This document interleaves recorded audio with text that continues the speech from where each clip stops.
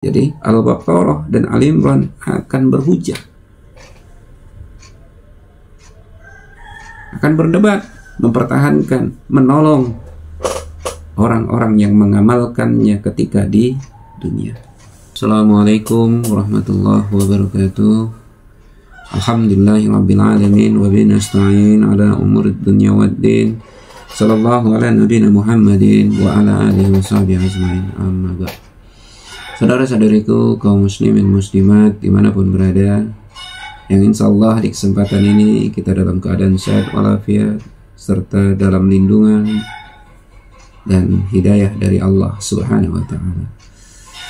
Pada kesempatan ini kita akan membahas tentang satu fase kehidupan kita di akhirat, yaitu ketika kita dikumpulkan di padang mahsyar, ketika tidak ada naungan, tidak ada pertolongan selain pertolongan dari Allah Subhanahu wa ta'ala. Ini disebutkan di dalam Al-Quran di surat Al-Baqarah ayat 210. A'udzubillahi minasyaitonir rajim.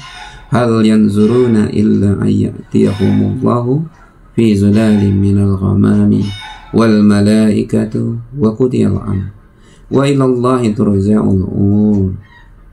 Tiada yang mereka nanti-nantikan melainkan datangnya Allah dan malaikat dalam naungan awan, dan diputuskanlah perkaranya, dan hanya kepada Allah dikembalikan segala urusan. Di surat Al-Baqarah ini disebutkan bahwa manusia ketika nanti di padang mahsyar, mereka menunggu-nunggu datangnya pertolongan Allah dan malaikat dalam naungan awan, dan diputuskanlah perkaranya.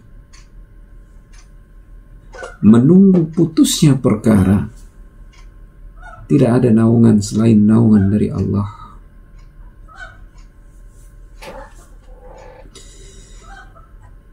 Ketika kita tahu bagaimana kondisi ketika di padang mahsyar, bahwa matahari didekatkan sampai 1 mil,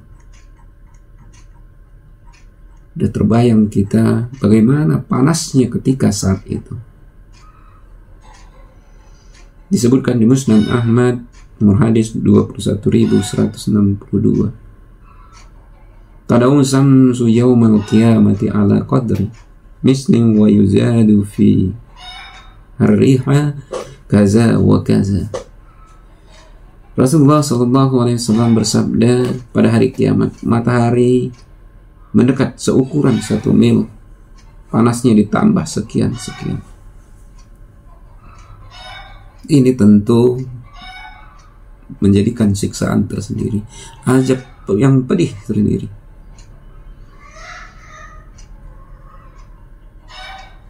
Belum sampai di akhirat, kondisi saat ini aja ketika panas menyengat kita sudah mengeluh.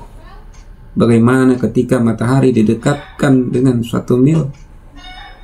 Di dalam hadis juga disebutkan bahwa karena panasnya mereka mengeluarkan keringat, dan keringatnya sampai membanjiri mereka. Ada yang sampai mata kakinya, ada yang sampai betisnya, ada yang sampai pinggangnya, ada yang sampai pertengahan hidungnya, hampir menenggelamkannya mereka. Sungguh menyiksakan, menyiksa ketika kita tenggelam di antara hidung dan telinga. Kita biarkan masuk ke telinga, masuk ke hidung, jinjit tidak tahan kaki. Itu bayangkan ketika kita berada di air, kolam kedalamannya antara telinga dan hidung, sangat menyiksa.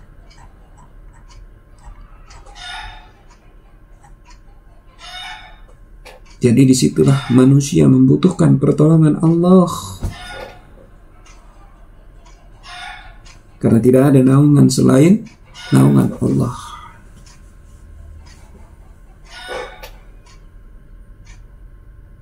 Dan pada saat itu manusia terbagi, ada yang mukmin, Ada yang kafir ketika banjir keringat itu. Dan di dalam hadis lain disebutkan bahwa ada syafaat, ada pertolongan, ada naungan dari Al-Quran, khususnya yaitu bagi mereka yang membaca surat Al-Baqarah dan Al-Imran. Ini juga di dalam Musnad Ahmad disebutkan Rasulullah Sallallahu Alaihi Wasallam bersabda, pelajarilah Al-Quran karena ia memberikan syafaat pada hari kiamat. Pelajarilah Al-Baqarah dan Al-Imran. Pelajari Az-Zahrawain karena keduanya akan datang pada hari kiamat seperti dua awan, dua naungan, atau seperti dua kelompok burung berbaris yang berhujah untuk membela para pembacanya. Ini pertolongan ketika kita membaca Al-Baqarah dan Ali Imran, karena keduanya datang seperti awan, naungan kelompok burung yang berbaris.